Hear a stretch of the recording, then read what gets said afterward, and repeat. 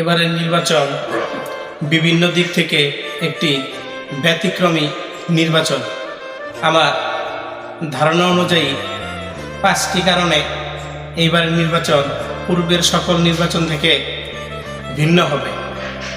1 নম্বর কারণটি হচ্ছে, এবার একই দিনে 2টি নির্বাচন অনুষ্ঠিত হচ্ছে, একটি জাতীয় সংসদ নির্বাচন এবং আরেকটি গণভোট। 2 নম্বর কারণটি হচ্ছে, এই নির্বাচনে আমাদের প্রবাসী ভোটাররা পোস্টাল ব্যালটে ভোট দিচ্ছে, যা পূর্বে কোনো নির্বাচনে সম্ভব হয়নি।